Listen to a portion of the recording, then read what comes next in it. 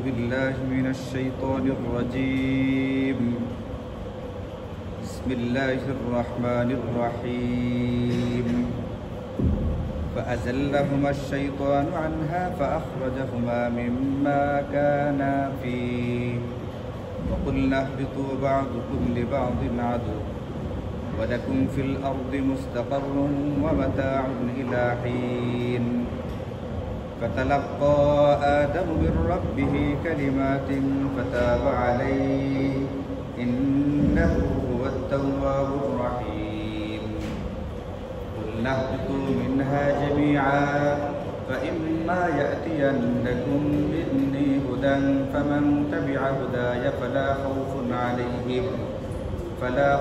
عليهم ولا هم يحزنون والذين كفروا وكذبوا بآياتنا أولئك أصحاب النار هم فيها خالدون صدق الله مولانا العلي العظيم سبحانك لا علم لنا إلا ما علمتنا إنك أنت العليم الحكيم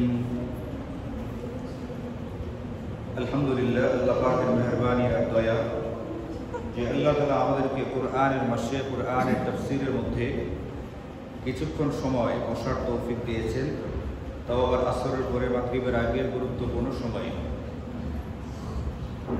এইগুলো আল্লাহ পাকের পক্ষ থেকে বিশেষ নিয়ামত। তো আমরা দুনিয়াতে চলতে চলতে আমাদের অবস্থা এমন হয়ে গেছে, এইগুলোকে তেমন একটা নিয়ামত মনে হয় না, যেরকম দুনিয়ার সাধারণ জিনিস পাইলে নিয়ামত মনে হয়। তো আমাদের নিয়মিত তাফসীরে আমরা গত সপ্তাহ পর্যন্ত যতটুকু আলোচনা করেছি সেটা হচ্ছে যে আল্লাহ তাআলা হযরতে আদম এবং হযরতে হাওয়া আলাইহিস সালাম দুজনকে বলেছিলেন যে তোমরা জান্নাতে থাকো, যেখান থেকে ইচ্ছা সেখান থেকে খাও, কিন্তু একটা গাছ দেখিয়ে বলেছিলেন যে এই গাছ থেকে কখনোই তোমরা কিছু ভক্ষণ করবে না, তাহলে কিন্তু তোমরা নিজেরা ক্ষতি করে ফেলবে। কিন্তু আমরা গত সপ্তাহে আলোচনা করেছি শয়তান ভুলভাল বুঝিয়ে হযরতে আদমকে দিয়ে ভুলটা করিয়েছে এবং তিনি ওই নিষিদ্ধ গাছের ফল খেয়েছেন। ফলশ্রুতিতে তাকে জান্নাত থেকে বের হইতে হুকুম করা হইল, তিনি সেখান থেকে বের হয়ে যাবেন, আল্লাহ পাকের পক্ষ থেকে সিদ্ধান্ত জানানো হল। এতটুকু আমাদের আলোচনা হয়ে গেছিল। আজকে যেখান থেকে আলোচনা হবে ওয়াকুল্লা হাবিতু বা'দুকুম লিবা'দিন আদু, আল্লাহ বলেন যে আমি তাদেরকে বললাম তোমরা একে অপরের দুশমন হিসাবে, একে অপরের শত্রু হিসাবে জান্নাত থেকে নেমে যাও। এখন কে কার দুশমন হবে? মুফাসসিরিনে কেরাম দুটা সম্ভাবনার কথা বলছেন। একটা তো বাহ্যিক অবস্থা, সেটা হচ্ছে শয়তান যেরকম জান্নাতে আল্লাহ পাকের হুকুমকে অমান্য করে হযরতে আদম আলাইহিস সালাতু ওয়াস সালামকে সিজদা না করে বরং হযরতে আদমের সঙ্গে দুশমনিয়া শত্রুতা করেছেন, এবং এটার কারণেই কিন্তু তাকে জান্নাত থেকে বহিষ্কৃত হইয়া দুনিয়াতে আসতে হলো। তো শয়তান তো হযরতে আদমকে আর এত সহজে ছেড়ে দিবে না, সে দুনিয়াতে যাওয়ার পরেও শত্রুতা করবে, দুশমনি করবে। সেই হিসাবে ইহবিতু বা'দুকুম লিবা'দিন আদু, এটার অর্থ দাঁড়ায় তোমরা একে অপরের দুশমন হিসাবে পৃথিবীতে নেমে যাও। মানে হলো মানব জাতির সঙ্গে ইবলিসের, মানব জাতির সঙ্গে শয়তানের একটা দুশমনি কিয়ামত পর্যন্ত থাকবে, এটা আল্লাহ তাআলা এখানে বলে দেন। তো সেটা তো আমরা দেখতেই পারতেছি যে শয়তান আমাদেরকে, আমরা যারা মুসলমান হিসেবে আল্লাহকে স্বীকার করেছি, আল্লাহ পাককে স্বীকৃতি দিয়েছি, আল্লাহর উপরে ঈমান এনেছি, আমরা যারা মুসলমান, অমুসলিম তো দূরের কথা, যারা মুসলমান তাদের দ্বারাও তো আল্লাহ পাকের কত নাফরমানি, কত গুনাহ হইতেছে। নিজেকে মুসলমান দাবি করে তারপরও সে কত রকমের কুকথা বলতেছে। ওই দিনও দেখলাম একটা টক শোতে বলতেছে যে আমাদের সন্তানদেরকে কিভাবে সাম্প্রদায়িক করা হইতেছে, যে তারা শুদ্ধ ভাষায় সালাম বলে, আসসালামু আলাইকুম ওয়া রাহমাতুল্লাহ। এটা কেন বলবে? কথায় কথায় ইনশাআল্লাহ বলে ছোট ছোট বাচ্চারা, এটা কেন বলবে? একজন আরেকজনের উপকার করলে জাযাকাল্লাহ বলে, এটা কেন বলবে? সর্বোচ্চ একটা ফর্মালিটি হিসেবে, মানে তার কথা হচ্ছে সর্বোচ্চ মুরব্বীদেরকে দেখলে আসসালামু আলাইকুম এইভাবে বলবে, মানে অশুদ্ধ ভাষায় বা একটা শুধুমাত্র সামাজিকতা, সভ্যতা, ভদ্রতা রক্ষা করবে। এত শুদ্ধ সুন্দর ভাষায় কেন সালাম দিবে, কেন এই জাতীয় শব্দগুলো আলহামদুলিল্লাহ, সুবহানাল্লাহ এগুলো বলবে? এটা নিয়ে তার বিরাট মাথা ব্যথা, সে এটা মানতে পারতেছিল না, অথচ সে মুসলমান। আরেকজন আছে শাহরিয়ার কবি, সে তো প্রকাশ্যই বলে এটা যে সরে ওতে অজু, সরে আতে আজান ইত্যাদি যে বিষয়গুলো শেখানো হয় বাচ্চাদেরকে স্কুলে, এটা তার কাছে খুবই অপছন্দ। এটা নিয়ে সরাসরি টেলিভিশনে সাক্ষাৎকারে সে বক্তৃতা দিয়েছে, বিবৃতি দিয়েছে যে না, এগুলো তো আসলে আমাদের সন্তানদেরকে সাম্প্রদায়িক বানানো হচ্ছে। মুসলমানের সন্তান মুসলমানিত্ব শিক্ষা দেওয়া হইতেছে, এটা তার বিরাট মাথা ব্যথা। এটা যদি একটা অমুসলিম বলতো তাও একটা মেনে নেওয়ার মতো ছিল, মুসলমান নামদারি হয় এগুলো কিভাবে বলেছে। তো এই যে শয়তান আমাদের মুসলমানদেরকে দিয়ে এইগুলো করাইতেছে, আর অমুসলিমরা তো করতেই আছে। তো আল্লাহ পাক বললেন তোমরা একে অপরের দুশমন হিসেবে পৃথিবীতে নেমে যাও। আমরা এটা দেখছি কিয়ামত পর্যন্ত এটা থাকবে। শয়তান মুসলমানদেরকে দিয়া যত রকমের শয়তানি ইবলিসে কাজ করানো যায় সেইগুলো করাবার আপ্রাণ চেষ্টা করবে, এবং এই ক্ষেত্রে সে অনেকটা সফল কামও হইতেছে অনেকের বেলায়। বাকি গতকালকেও তেলাওয়াত করা হলো, হাবিব সাহেব তেলাওয়াত করলেন ইল্লা ইবাদাকা মিনহুমুল মুখলাসিন। হযরত আদম আর হযরত ইবলিসের এই ঘটনাটা এখানে গতকালকেও তেলাওয়াত করা হয়েছে। এখানে আল্লাহ তাআলা বলছেন যে তবে যারা আল্লাহ পাকের খাস বান্দা, এদেরকে শয়তান কোনোভাবেই বিভ্রান্ত করতে পারবে না, তার শয়তানি কর্মকাণ্ডের ভিতরে লিপ্ত করতে পারবে না। এদেশে নিজেও ওখানে স্বীকার করে আসছে যে আল্লাহ আমি আপনার সকল বান্দাদেরকে গুমরাহ করার চেষ্টা করব, ইল্লা ইবাদাকা মিনহুমুল মুখলাসিন। আপনার যারা ইখলাসওয়ালা একনিষ্ঠ বান্দা যারা হবে, এদের আমি কোনো ক্ষতি করতে পারবো না। তাহলে পৃথিবীতে দুশমন হবে মানব জাতির সঙ্গে শয়তানের। এটা আল্লাহ অন্য আয়াতে পরিষ্কার বলছেন, ইন্নাশ শাইতানা লাকুম আদুউম মুবিন ইন্নাহু লাকুম আদুউম মুবিন। শয়তান তোমাদের প্রকাশ্য দুশমন, সে তোমাদের দুশমনি করবে। আরেকটা ব্যাখ্যা মুফাসসিরিনে কেরাম এটাও বলছেন, মানব জাতি একে অপরের সঙ্গে দলাদলি দুশমনি করবে। তো এটাও হতে পারে, এটার কিছু নমুনা তো আমাদের চোখের সামনে আছে। আমেরিকা রাশিয়ার সঙ্গে দুশমনি আছে না, আছে না? ভারতের সাথে চীনের দুশমনি আছে, বাংলাদেশের সঙ্গে পাকিস্তানের দুশমনি আছে, এক দেশের সঙ্গে আরেক দেশের এই দুশমনি এটা আমরা দেখতে পারতেছি, এটাও আছে। আবার একই দেশের ভিতরে আওয়ামী লীগ বিএনপি দুশমনি আছে। আবার একই পাড়া একই মহল্লার ভিতরে এক পরিবারের সাথে আরেক পরিবারের, এক ব্যক্তির সাথে আরেক ব্যক্তির দুশমনি আছে। দুশমনি আছে বলেই তো কোর্টে গিয়ে দেখবেন যে একে অপরের বিরুদ্ধে কত রকমের মামলা মোকদ্দমা। কিছুদিন আগেও আমার একটা তারিখ ছিল রমজানের ভিতরে, সকালবেলায় গেছি, গিয়ে দেখি রমজানে যেহেতু মানুষ হবে মানে কোর্ট কাছারিতে মামলার কারণে আসছে, এটা না দেখলে বিশ্বাস করার মতো না। তো দুশমনি না থাকলে এগুলো হইতেছে? অবশ্যই দুশমনি আছে, মানুষের ভিতরেও দুশমনি থাকতে পারে। আল্লাহ তাআলা আমাদেরকে এই জাতীয় দুশমনি থেকে হেফাজত করুন।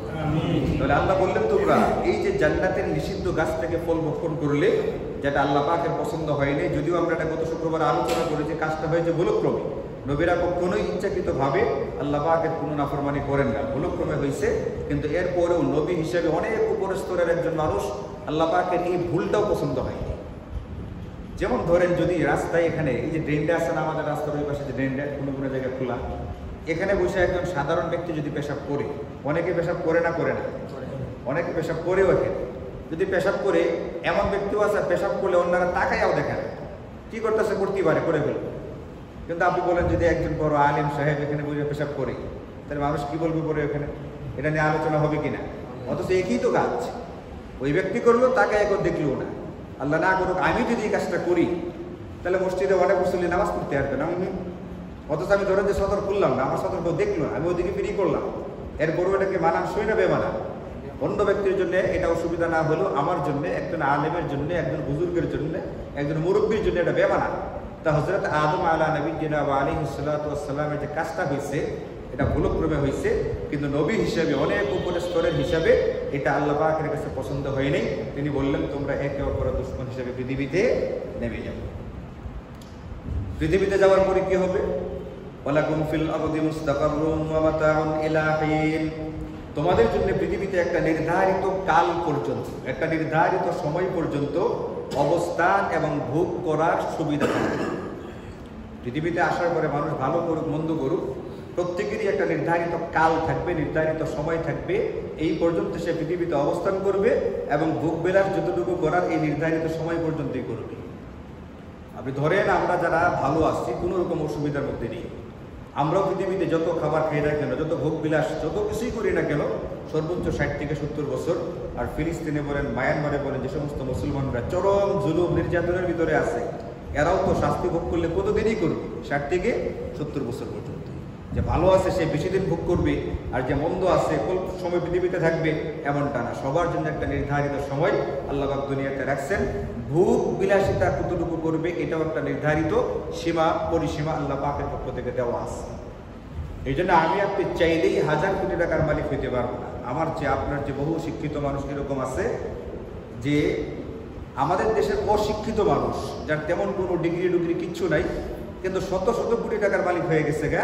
আর একজন শিক্ষিত মানুষ বিশ্ববিদ্যালয়ে পড়াবার মতো যোগ্যতা তার আছে, কিন্তু সে এত সম্পদের কি হইতেছে না, মালিক হইতেছে না। এটা আমরা গতকালকে তারাবির আগে একটু আলোচনা করেছিলাম আপনাদের সামনে। যদি আপনাদের মনে থেকে থাকে, পৃথিবীতে বর্তমানে 3টা অর্থ ব্যবস্থা চলতেছে। একটা হচ্ছে গণতান্ত্রিক বা পুঁজিবাদী অর্থ ব্যবস্থা, একটা হচ্ছে সমাজতান্ত্রিক অর্থ ব্যবস্থা। এই দুইটাই দুনিয়ার বিবেচনায় করা হয়ে থাকে। একদল মনে করে যে পুঁজি সব কিছু, আর একদল মনে করে শ্রম। কিন্তু আমরা গতকালকে সূরা ইয়াসিনের শেষ পৃষ্ঠার একটা আয়াতে বলেছিলাম যে সমস্ত কিছুর মালিকানা মূলত কার পক্ষ থেকে? আওয়ালাম ইয়ারাউ আন্না খালাকনা লাহুম মিম্মা আমিলাত আইদিনা। আল্লাহ বলেন আমার হাতে আমি এগুলোকে বানিয়েছি, এরপরে তোমরা মালিক হইছ। তাহলে সম্পদের মালিক বানাইতেছেন মূলত কি? আল্লাহ। দুনিয়ার মানুষ শুধু শুধু বড়াই করে, শুধু শুধু বাহাদুরি করে যে আমি এটা করেছি, আমি ওটা করেছি।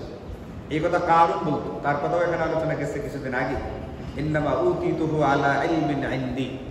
কারণ বলতো আমি এই যে সম্পদ কামাইছি, এটাকে মুসার দয়ায় কামাইছি। হযরত মুসা আলাইহিস সালাতু ওয়াস সালামের জামানার লোক ছিল, সে বলতো এটা আমি তো তার দয়ায় কামাই নাই, তার প্রভুর কারণে আমি এটা কামাই নাই। সে বলতো আমি আমার জ্ঞান বুদ্ধি দিয়ে, আমি আমার কৌশল দিয়ে সম্পদ কামাইছি। তো আল্লাহ তাআলা ফাখাসাফনা বিহি ওয়া বিদারিহিল আরদ, তাকে জমিনে ধসাই দিয়েছে, এখনো ধসতেই আছে, জমিনে ধসেই যাচ্ছে সে। তার সম্পদ দিকে অন্যরা ঈর্ষা করতো, বলতো ইয়া ওয়াইলাতা, আইরি এত সম্পদ যদি আমাদের হইতো, সে প্রতি ভাগ্যবান। যখন দোষিয়ে দেওয়া হইল তখন এরাই বলতে লাগলো যদি আল্লাহ তাআলা আমাদেরকে দয়া না করতেন তাহলে আমাদের উপায় ছিল না। তো এই জন্য সম্পদের মালিক মূলত মানুষ তার নিজের ক্ষমতায় হয় না, এটা আল্লাহ পাকের পক্ষ থেকে দেওয়া। কে কতটুকু ভোগ বিলাসিতা করবে এটা আল্লাহ পাকের পক্ষ থেকে সুযোগ দেওয়া আছে। এই জন্য আমার এটা নিয়ে আফসোস করবার কোনো দরকার নেই, হাই হতাশ করবার কোনো দরকার নেই। সুতরাং যে ব্যক্তিরা 100 বছর পর্যন্ত বাঁচলো, তার সময়সীমাটা আল্লাহ পাকের পক্ষ থেকে দেওয়া। আর যে বাচ্চারা মাত্র 10 বছরে 5 বছরে মারা গেল, এর সময়সীমাটাও কার পক্ষ থেকে দেওয়া? আল্লাহ পাকের পক্ষ থেকে দেওয়া। সুতরাং এই কথা বলবার সুযোগ নাই যে সুমন অকালে মারা গেছে। যে আমাদের চেয়ারম্যান সুমন ভাই ছিলেন, আল্লাহ তাআলা তার কবরটাকে জান্নাতের টুকরা বানায়। মানুষ হিসাবে ভুলভাল থাকতে পারে, আল্লাহ তাআলা সব কিছু মাফ করে দিয়ে তার জন্য জান্নাতুল ফিরদাউসে ফায়সালা করে দেন। ওই দিন গেলাম জামাতে মিশ্রতে, দেখা হইল তার এক ভাইরার ছেলের সাথে। জিজ্ঞেস করলাম আপনার খালু মারা গেছেন, আপনার অন্যান্য তার ভাইরারা? বলছে হুজুর ওনারা 7 ভাইরা, 7 ভাইরার মধ্যে সুমন যে তার খালু, ইনি বয়সে সবার ছোট ছিলেন। তো সবার ছোট মারা গেছেন সবার আগে, বাকি বড় 6 ভাইরা এখনো কি আছে? জীবিত আছে। উনি মারা গেছেন কি অসময়ে নাকি তার নির্ধারিত সময়? নির্ধারিত সময়। আল্লাহ কোরআনে বলছেন ইযা জাআ আজালুহুম ফালা ইস্তাখিরুনা সাআতান ওয়ালা ইস্তাকদিমুন। তোমাদের প্রত্যেকের জন্য একটা নির্ধারিত সময় আছে, কাল আছে, যার সময় যার কাল যখন আসবে সে ওই সময় মারা যাবে। 1 সেকেন্ড না আগে মরবে, 1 সেকেন্ড না পরে মরে যাবে। এই জন্য বাচ্চা কাচ্চা মারা গেলে বা মানুষ মারা গেলে নবীজি একটা দোয়া করতেন, ইন্না লিল্লাহি মা আখাযা ওয়া লাহু মা আতা। আমাদেরকে যে সম্পদ, যে সন্তান, যে নিয়ামত দেওয়া হয়, এটা কে দেন? আল্লাহ পাক দেন। আর যেটা নিয়ে নেন সেটাও কে নেন? আল্লাহ পাকই নিয়ে নেন। লিকুল্লি শাইইন ইনদাহু আজালুম মুসাম্মা। আল্লাহ পাকের হিসাবে, আল্লাহ পাকের খাতায় প্রত্যেকের জন্য একটা নির্ধারিত, প্রত্যেকটা বস্তুর একটা নির্ধারিত সময় আছে। সে ওই সময় পর্যন্ত টিকবে, এরপরে আর টিকবার কোনো কি নেই, সুযোগ। কিছুদিন আগে ব্যাপারে দেখলাম বর্তমান যে ব্রিটিশ যে রাজ পরিবার আছে তাদের এক পুত্রবধূর ক্যান্সার হয়েছে।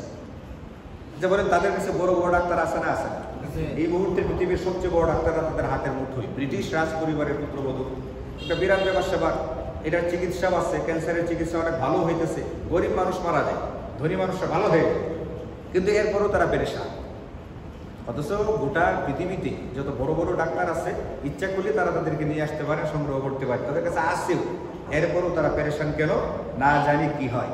এরপরে তারাও জানে যে বাঁচায় রাখার ক্ষমতাটা কারোর কাছে নাই।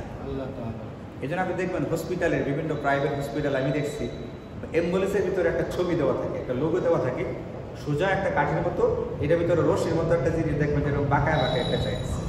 এটা খেয়াল করছেন কোনো সময়? এটা হলো সাপ আর লাঠি। দেখানো হয়েছে হযরত মুসা আলাইহিস সালাতু ওয়াস সালাম এবং তার সঙ্গে জাদুকররা ছিল, তারার যে একজনের হাতে লাঠি, একজনের হাতে সাপ। এখানে লাঠিও না, সাপ না। আল্লাহ যখন লাঠিকে লাঠি হইতে বলেন লাঠি হয়ে যায়, আল্লাহ যখন সাপ হইতে বলেন তখন কি হয়ে যায়? হাতে নিলে এটা লাঠি হয়ে যায়, ছেড়ে দিলে কি হয়ে যায়? সাপ হয়ে যায়। তার মানে সব কিছু কার নিয়ন্ত্রণে? আল্লাহ পাকের নিয়ন্ত্রণে। এটা তারাও স্বীকার করতে বাধ্য, উপর দিয়ে স্বীকার করুক বা না করুক, ভিতরে ভিতরে কি আছে তাদেরও এটা জানা আছে। এই জন্য আমাদের জন্য একটা নির্ধারিত কাল পর্যন্ত থাকার সুযোগ দেওয়া হবে, এবং আমরা কে কি পরিমাণ সম্পদ নিয়ামত ভোগ করবো দুনিয়াবি, এটাও আল্লাহ পাকের পক্ষ থেকে নির্ধারিত আছে। এরপরে আমাদেরকে আবার সকলকে ওখানে ফেরত চলে যেতে হবে। এই কথা বলে আল্লাহ তাআলা হযরতে আদম, হযরতে হাওয়া এবং ইবলিসকে বললেন, তোমরা জান্নাত থেকে নেমে চলে যাও।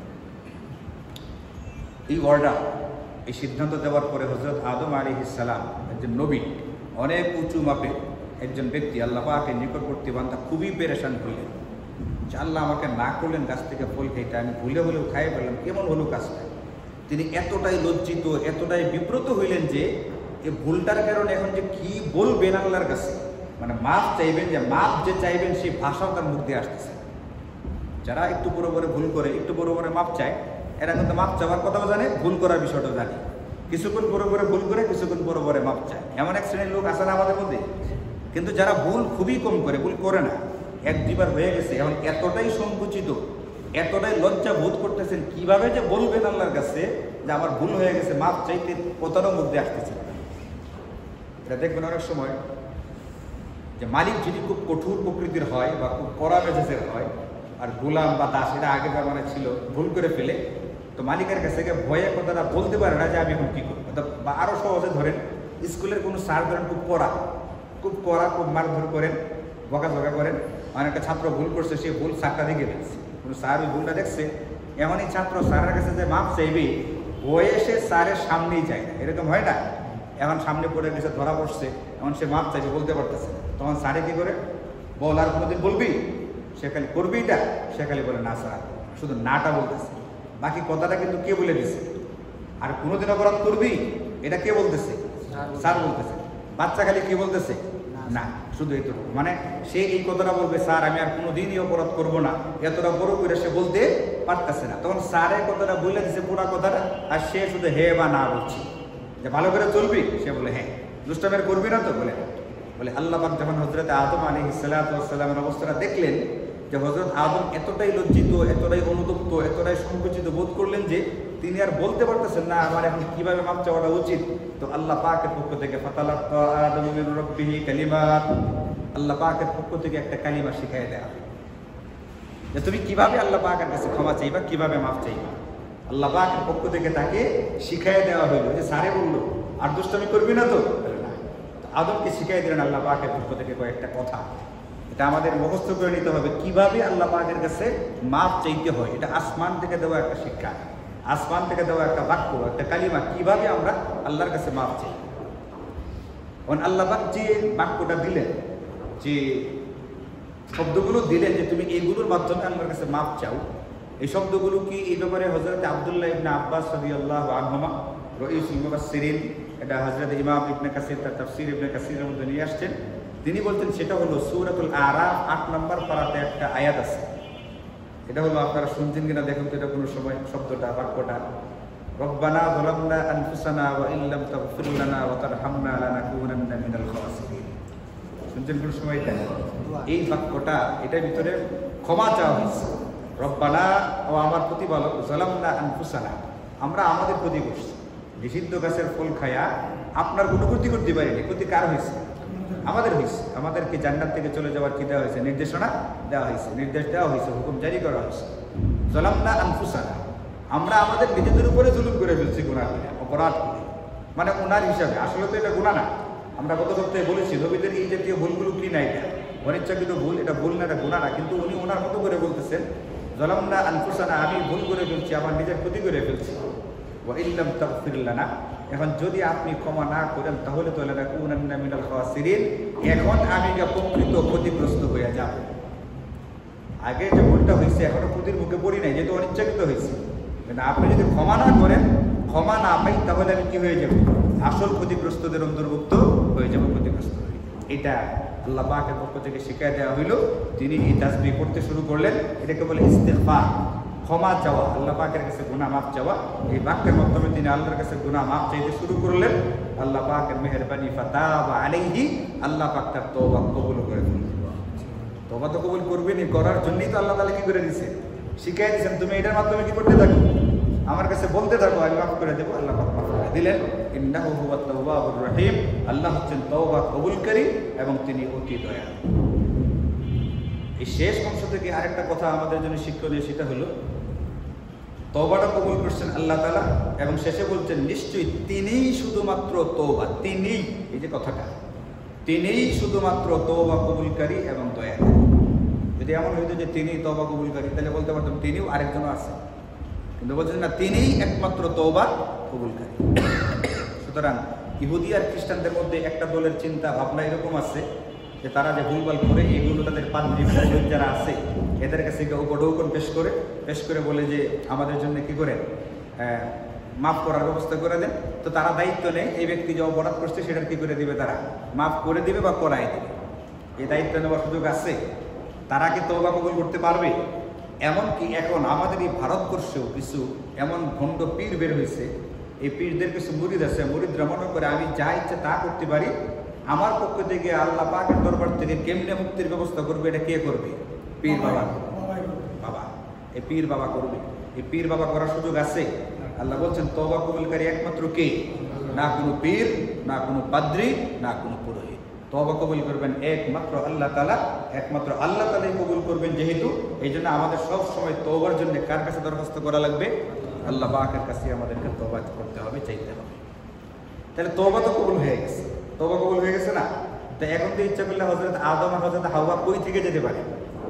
জান্নাত থেকে যেতে পারেন, অপরাধ তো মাফ করে দেওয়া হয়। কিন্তু আল্লাহ পাক পরে আয়াতে বলতেছেন কুল্লা হাবিতু মিনহা জামিআ, আমি বললাম তোমরা সবাই নেমে যাও। এখন কেন নেমে যাওয়া হবে? এটা আমাদের খেয়াল করতে হবে। হুবহু আগেও গেছে আয়াত, আল্লাহ বলছেন আমি তাদেরকে বললাম তোমরা নেমে যাও। তবে ওইখানে নেমে যাওয়ার পরে শব্দটা ছিল একে অপরের দুশ্মন বা শত্রু হিসাবে। আর এখানে বলতেছে তোমরা সবাই পৃথিবীতে নেমে যাও, নেমে যাওয়ার পরে তোমাদের কাছে আমার পক্ষ থেকে হেদায়েতের পানি আসবে, এগুলোকে মানবা। এই যে প্রথম কথাটা এক হলেও পরের দুইটা কথা ভিন্ন ভিন্ন। এই জন্য মুফাসসিরিনে কেরাম বলছেন প্রথমবার যে বলা ছিল তোমরা জান্নাত থেকে নেমে যাও, এটা ছিল শাস্তি হিসাবে বা সাজামূলক, সাজা দেওয়া হইতেছিল তোমাদের শাস্তি হিসেবে। শাস্তিটা কি? দুনিয়াতে যাওয়ার পরে শান্তি পাইবা না, একে অপরের সঙ্গে কি লেগে থাকবে? দুশ্মনী, শত্রুতা, এগুলো লেগে থাকবে।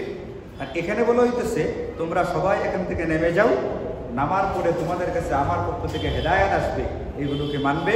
এইগুলোকে যারা মানবে তাদের এই উপকারগুলো হবে। এখান থেকে মুফাসসিরিনে কেরাম বলেন এবারকার যে পৃথিবীতে নেমে আসা, এটা শাস্তি হিসেবে না, বরং এটা আমরা আগে পড়ে আসছি। আল্লাহ তাআলা মানুষ সৃষ্টির ইতিহাসের শুরুর সময় ফেরেশতাদের সঙ্গে কথাবার্তা বলতে গিয়ে কি বলছিলেন? আমি মানুষ বানাইতেছি পৃথিবীতে, এরা আমার খেলাফত কায়েম করবে, এরা পৃথিবীতে আমার খলিফা হিসেবে, প্রতিনিধি হিসেবে কাজ করবে, আল্লাহ পাকের নির্দেশগুলো বাস্তবায়িত করবে, ইসলামে হুকুমত কায়েম করবে, খেলাফতের দায়িত্ব পালন করবার জন্য আমি এদেরকে বানাইতেছি। ওই যে কথাটা বলছিলেন এবার দুনিয়াতে পাঠাইতেছেন ওটার জন্য। আদম আলাইহিস সালাতু ওয়াস সালামের তওবা ওখানে কবুল হয়ে গেছে, শাস্তি হিসাবে আর জান্নাত থেকে বের হওয়ার দরকার নাই।